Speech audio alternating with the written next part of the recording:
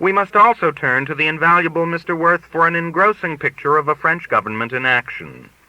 He tells on page 207 about a vote of confidence that Laval got in December 1935, a very, very close vote of confidence, so close that I, for one, and Mr. Worth, for another, could hardly call it confidence. It seems that during his speech before the voting began, Monsieur Laval, le Bougnat, was cheered by both the right and the left.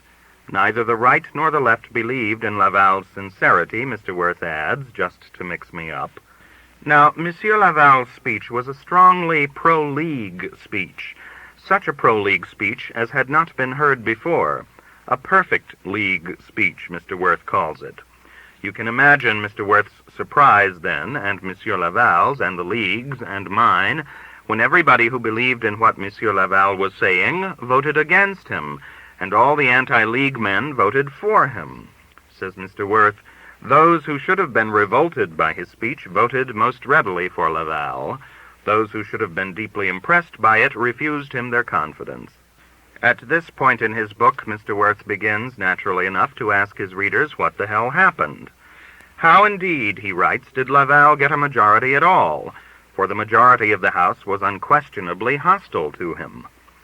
If Mr. Worth, who was there, doesn't know, I'm sure I don't. He sets down, however, 5 possible reasons for Laval's majority, which was 20 votes, and the last 2 reasons are rather interesting. It seems that 6 deputies who voted against Laval were counted as voting for him.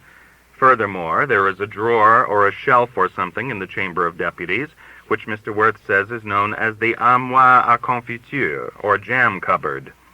In this drawer or on this shelf are kept the blank ballot papers of half a dozen chronic absentees. There are always 6 or 8 deputies who never attend the sittings of the Chamber at all, on the ground that there are so many more interesting places to go in Paris. Well, it turns out that in a great emergency, the government can get these ballots and cast them for the government. This is an old French custom and persists even though the deputies who stay away and whose votes are cast for the government stay away because they are mad at the government. In closing, let me tell the story of one French politician who was driven crazy by it all, became suddenly foolish, as the French say. This was Monsieur Paul Deschanel, who was elected president shortly after the war. Clemenceau had expected to be elected, and when they picked Deschanel, a man whom Mr. Worth describes as colorless, Clemenceau retired to private life, very sore at everybody. But he was to have his revenge. Monsieur Deschanel had not been in the Élysée Palace 2 days before he began climbing the trees and bathing in the fountain. He was finally made to retire on account of ill health, although he was having the time of his life. Old Clemenceau, hearing of the bizarre goings-on, got off one of those famous French political quips. Alors, he said, they thought they were going to get an idiot in me, and they got an idiot anyway. C'était une fine mouche, le vieux tigre. He was a sly dog, the old tiger.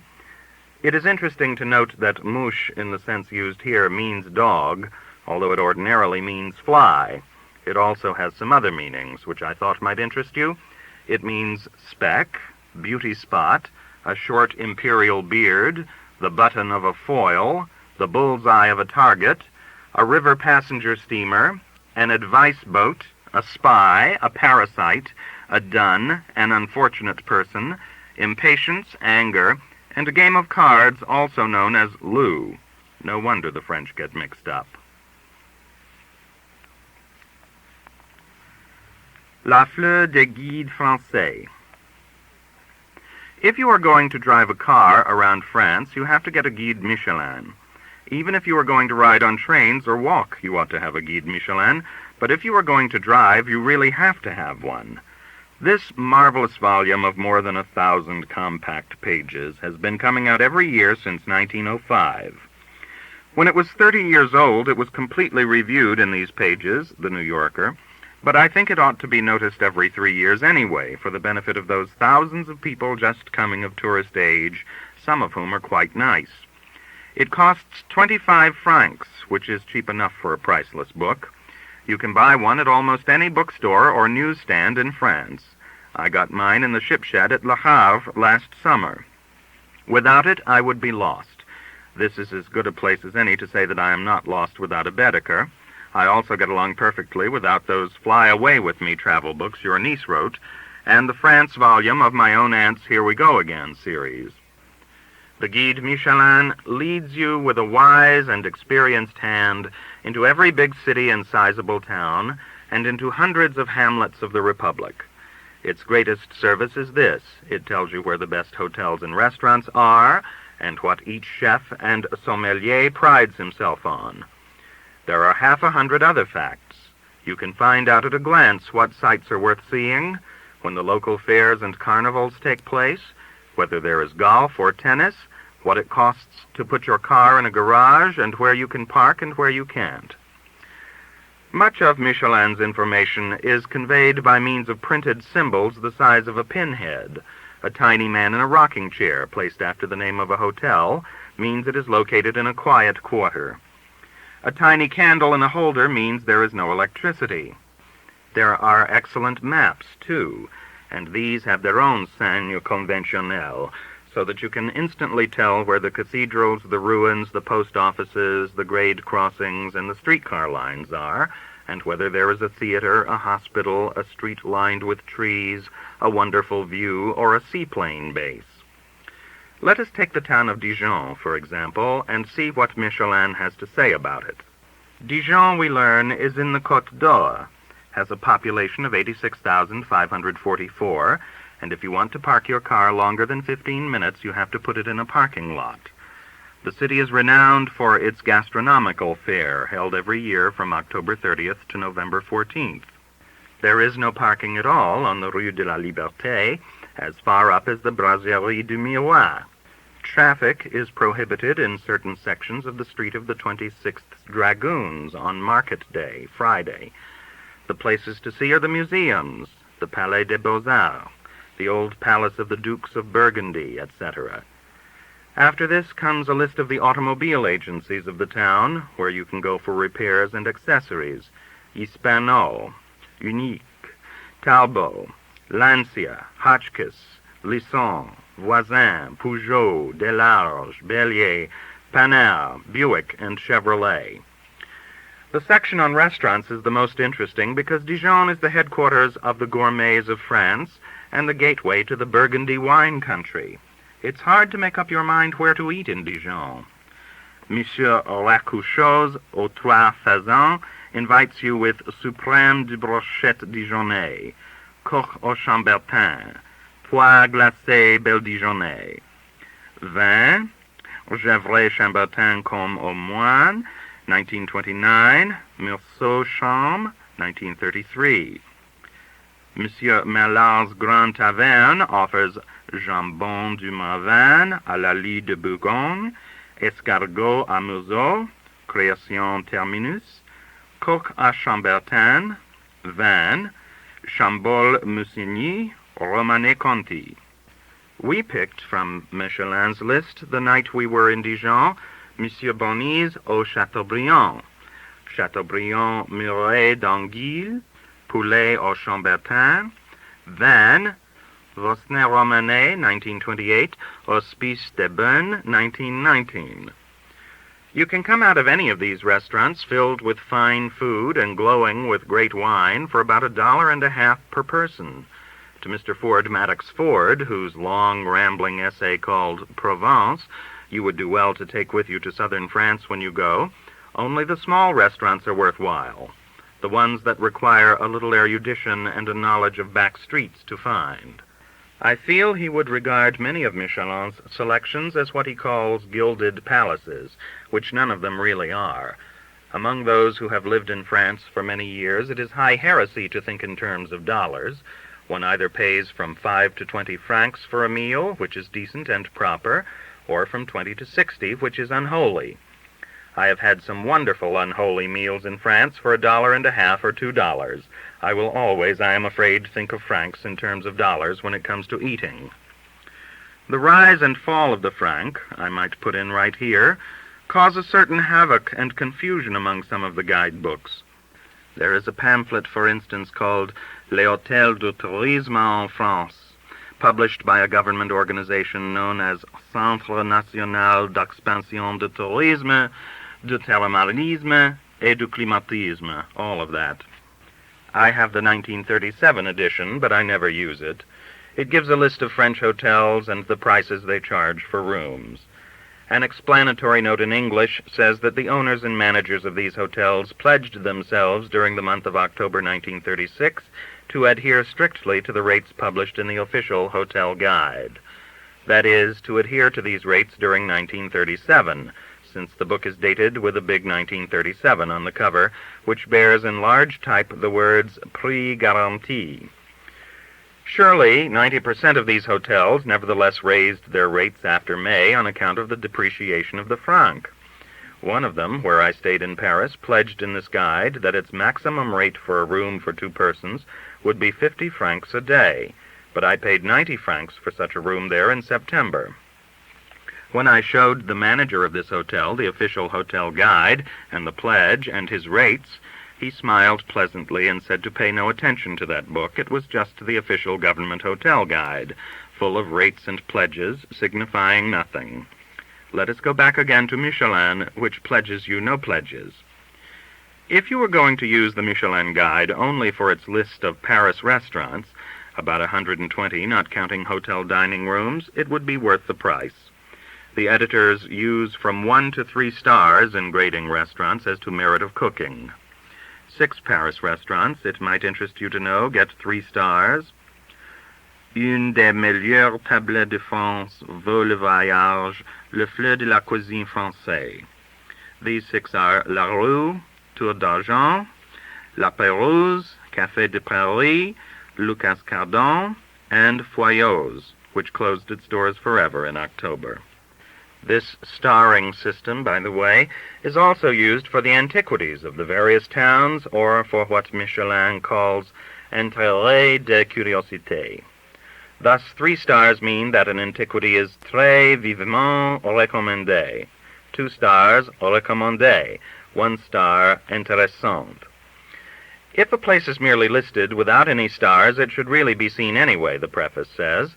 As an example of the loving care and careful detail with which the guide is got up, you are informed whether a given place of interest outside a town's limit can be reached by car, and if it can't, approximately how long it will take you to get out to it and back on foot.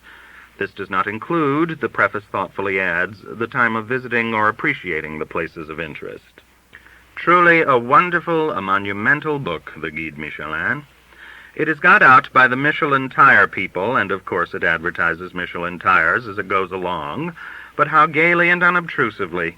If you have heard the accusation that there are only 2 French newspapers in all Paris, L'Humanité and L'Action Française, in which you cannot buy news space and hence are inclined cynically to believe that perhaps hotel keepers and restaurateurs can buy stars in Michelin, the guide has this proudly to say: we cannot repeat too often that the independence of the Guide Michelin is absolute, that no hotelier can have his place mentioned in this book by any payment of any kind whatsoever, or by any kind of favor, direct or indirect. France, in the Michelin, has reached a high point in the art of the guidebook. I have done, I fear, but indifferent justice to the most valuable book in my traveling library, but I must get on to another. The Guide Gastronomique International, which concerns itself not at all with the problems of the motorist, and has no room for curiosités, but deals only with hotels and restaurants, food and wine. Let us first glance for a moment, however, at that enormous volume called Europa Touring, a motoring guide to Europe published by the American Automobile Association and affiliated clubs. If you bring your car to Europe as a member of the AAA, you're sure to get one before you leave New York. It gives information about roads, passports, hotels, restaurants, customs, etc., for all the countries of Europe, in French, English, and German. It is crammed with maps, advertisements, and whatnot. I found the thing formidable to the point of being overwhelming, and I put it at the back of the trunk with my skiing things. In France, you don't need it. The Michelin takes up 1/4 the space and tells you 4 times as much. The Guide Gastronomique International runs to more than 700 pages and is divided into 4 sections: France, Paris, the French colonies, protectorates, and mandates, and foreign countries. The foreign section begins with Albania and ends with New Zealand, touching mysteriously on the United States as it goes along, and dealing in varying detail with the Dutch West Indies, Peru, Germany, India, England, Manchukuo, Palestine, Poland, Siam, Persia, Ceylon, and practically every other place you ever heard of.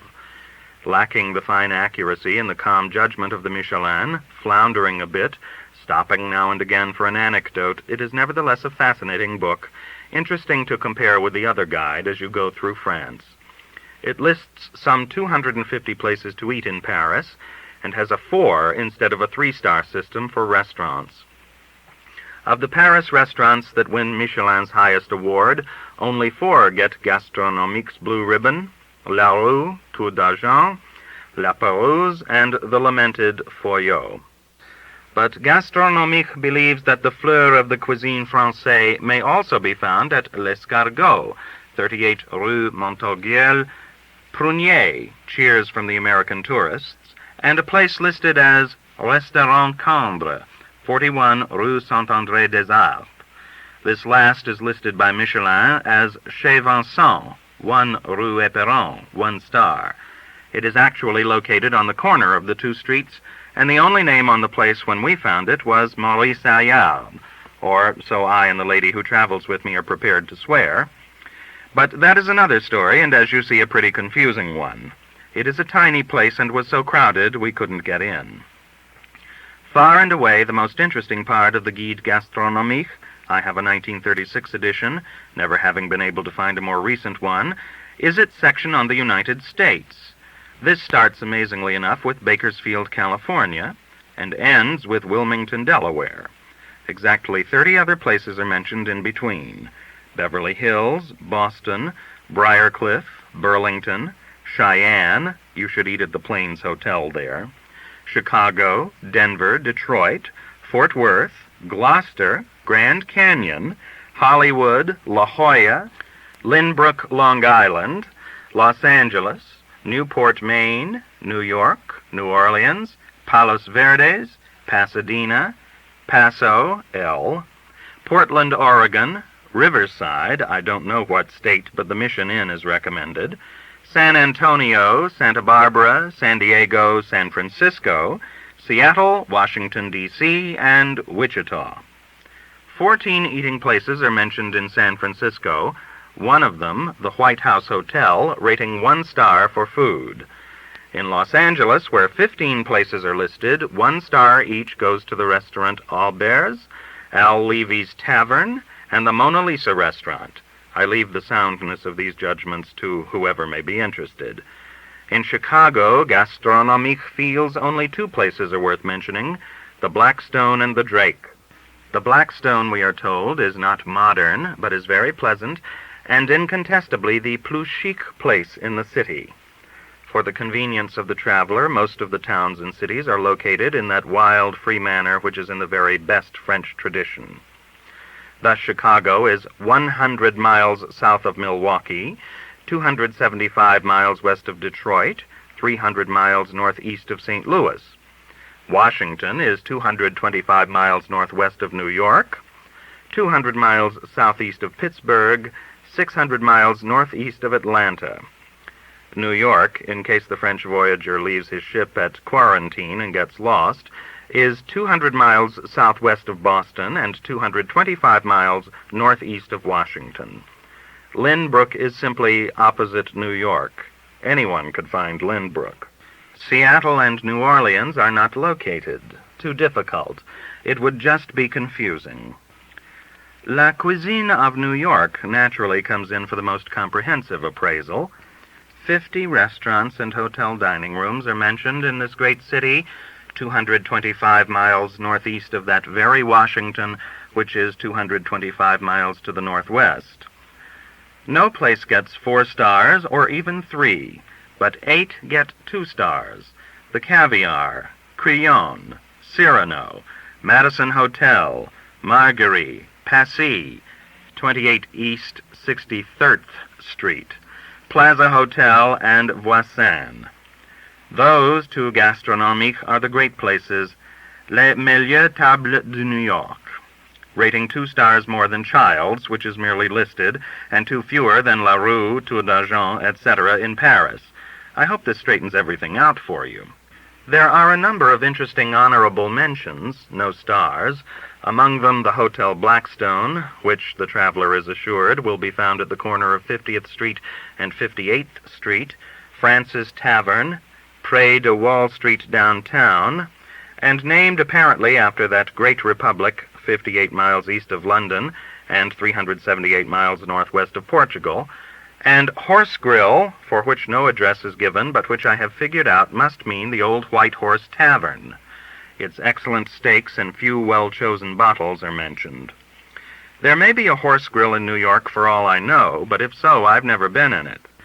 Jack A. Charlie, 21 West 52nd Street, appelé aussi Iron Gate, does not rate a star either, but Gastronomique's spy reports that this place was le meilleur speakeasy de New York à temps de la prohibition. On y trouve toujours d'excellents vins, des liqueurs parfaits, et de repas délicieux. No star, though. The Algonquin is not listed at all, but the Prince George is, and also Manetta's, which is in Mulberry Street, and Richmond Club, which one learns is an endroit charmant with a décor sympathique. This lovely haunt of charm and sympathy unhappily no longer exists. I said somewhere that Gastronomique occasionally tells an anecdote, and I suppose I ought to quote one of them. Well, at the Hôtel de l'Europe et Angleterre in the town of Mâcon, the guide says, the patron will never serve more than 50 meals, noon or night, because he doesn't believe a great cook, a maître queux, can properly take care of a larger number. It seems that one day an American tourist showed up in the restaurant of the hotel after the 50 had been served, and was told that he couldn't eat there, not until dinner time anyway. In the course of the argument that followed, the American, who was pretty sure he knew how to make arrogant French patrons and chefs come to time, offered $100 for his lunch, vin compris, I suppose. The proprietor's prompt answer to this was the French for nothing doing. The rich American had to go somewhere else. I like to think that even if he had offered $1,000, he would have had to go somewhere else. There are a few things in this proud democracy, 1,100 miles southwest of Greece, that American money cannot buy. All this, I hope, may give you a rambling idea of my 2 favorite guidebooks in French. A definitive article covering the whole field of guidebooks would be a monstrous undertaking, and I hope nobody ever tries it. If anybody ever does, maybe he will summarize for me a large volume published in England, which I picked up and put down in a bookstore one day. It is called Aldor's 1937 in Europe, and a note on the cover announces that in it 37 writers guide you through 27 countries. It is bad enough, said a certain lady to me, apropos of this book, to have one writer guide you through one country.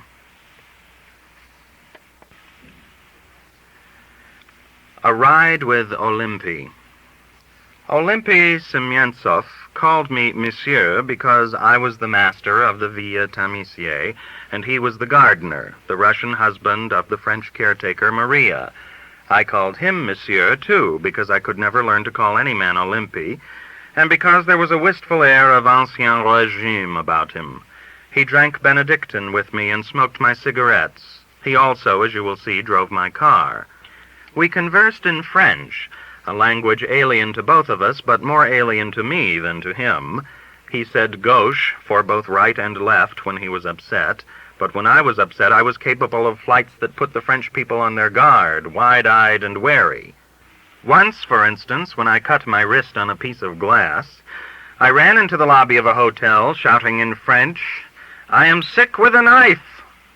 Olympi would have known what to do, except that it would have been his left wrist in any case. But he wouldn't have shouted. His words ran softly together and sounded something like the burbling of water over stones. Often I did not know what he was talking about. Rarely did he know what I was talking about. There was a misty, faraway quality about this relationship in French of Russia and Ohio.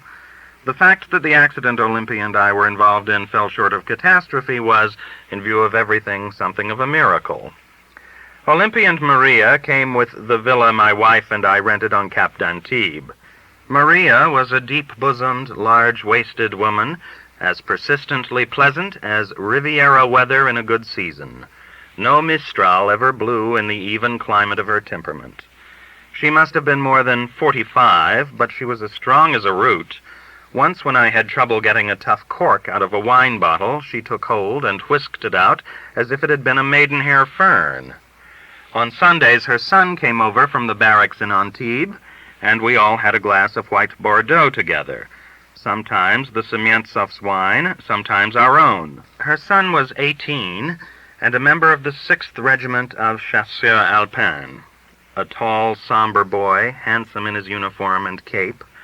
He was an enfant de première lit, as the French say. Maria made her first bed with a sergeant of the army who was cordonnier for his regiment during the war, and seemed somehow to have laid by quite a little money. After the war, the sergeant shoemaker resigned from the army, put his money in investments of some profoundly mysterious nature in Indochina, and lost it all. Il est mort, Maria told us, de chagrin. Grief over his ill fortune brought on a decline. The chagrin, Maria said, finally reached his brain, and he died at the age of 38. Maria had to sell their house to pay the taxes and go to work. Olympy Semyontsov, Maria's second husband, was shy, not very tall, and wore a beard. In his working clothes you didn't notice much more than that. When he was dressed for Sunday, he wore a fine, double-breasted jacket. You observed that his mouth was sensitive, his eyes attractively sad, and that he wore his shyness with a certain air. He worked in a boat factory over near Cannes. Maria said that he was a spécialiste du bateau. Odd jobs about the villa grounds he did on his off day. It was scarcely light when he got up in the morning, for he had to be at work at 7.